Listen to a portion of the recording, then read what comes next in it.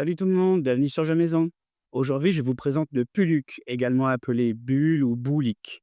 C'est un jeu de table pour deux joueurs originaire d'Amérique centrale. Certaines études diraient même que c'est un jeu qui hérite de certains jeux pratiqués par les Mayas. Le but du jeu est d'être le premier joueur à retirer du jeu tous les pions de l'adversaire. Le matériel de jeu se compose d'un plateau divisé en 13 colonnes, la colonne de gauche et la colonne de droite servant de base aux pions des joueurs. Il faut également 5 pions par joueur, ainsi que 4 pièces de monnaie.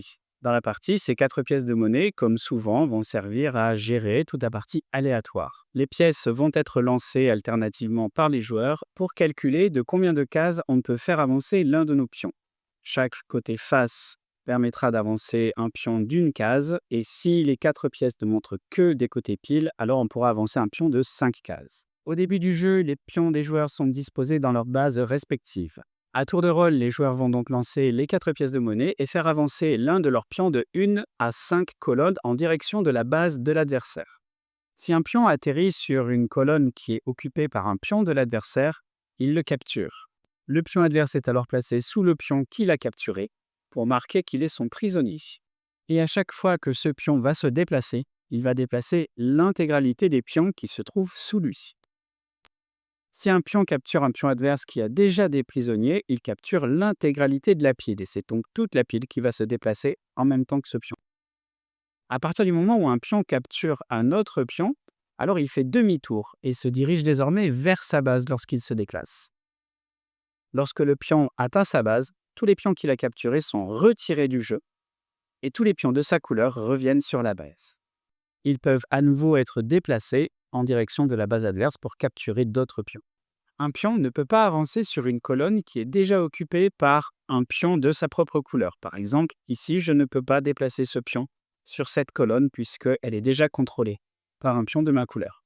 Lorsqu'un pion atteint ou dépasse la base de l'adversaire, il revient simplement à sa base d'origine, prêt à continuer son mouvement. En effet, il n'y a pas de capture dans la base de l'adversaire. Si aucun déplacement n'est possible, alors le joueur passe simplement son tour. Quelques exemples de mouvements donc pour illustrer tout cela. Ici, je peux avancer un pion d'une colonne. Là, on n'a que des résultats piles, donc je peux avancer un pion de 5 colonnes. 1, 2, 3, 4, 5. 1, 2, 3. Je ne suis pas obligé de déplacer toujours le même pion, je peux choisir d'autres pions.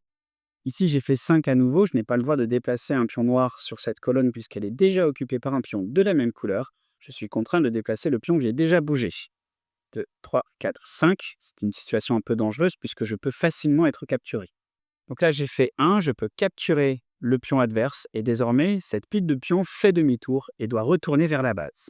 Là, je pourrais très bien reculer cette pile de pions d'une colonne, mais je vais plutôt faire le choix d'avancer ce pion-ci en direction de l'adversaire. 3, ici j'ai fait suffisamment pour retourner jusqu'à ma base. Je capture donc le pion de l'adversaire qui est retiré du jeu et le pion qui l'avait capturé revient donc à la base. C'est au blanc de jouer, cette pile doit retourner vers sa base et il est tout à fait possible de capturer en reculant si l'on tombe sur une colonne occupée par un pion de l'adversaire. Là c'est le cas, je dois reculer de 3 colonnes, 1, 2, 3, je capture à nouveau ce pion. Voilà, vous connaissez l'essentiel des règles du Puluc. Vous voyez, c'est un jeu très très simple. Il existe un certain nombre de variantes que je vais vous exposer maintenant. La première variante, c'est une variante sur la capture. Cette variante stipule que lorsque l'on capture un pion de l'adversaire, au lieu de retourner vers sa base, on doit continuer son chemin vers la base de l'adversaire. Et c'est seulement lorsque l'on atteint la base de l'adversaire que l'on retourne à sa propre base en retirant les pions capturés du jeu et en remettant ses propres pions dans sa base. Cette variante-là est un petit peu plus complexe, un petit peu plus longue, puisqu'elle permet bien évidemment à l'adversaire de pouvoir recapturer toutes les piles de pions. La seconde variante, c'est une variante sur le retour. Cette variante stipule que lorsque l'on atteint la base de l'adversaire, au lieu de revenir à sa propre base immédiatement, on doit faire chemin arrière. C'est une variante qui est un petit peu plus compliquée puisqu'il faut donc se souvenir pour chaque pion quel pion se déplace en direction de sa propre base. Pour cela, il est recommandé de marquer les pions et donc en retournant un pion, vous avez une marque qui vous permet de savoir que ce pion, désormais, se dirige vers sa propre base. Enfin, la dernière variante, c'est simplement une variante sur le nombre de colonnes. Vous pouvez bien évidemment augmenter ou diminuer le nombre de colonnes afin d'obtenir des jeux qui soient plus ou moins rapides. Voilà, vous connaissez toutes les règles du Puluc. Vous voyez que c'est un jeu qui est assez simple, assez stratégique toutefois.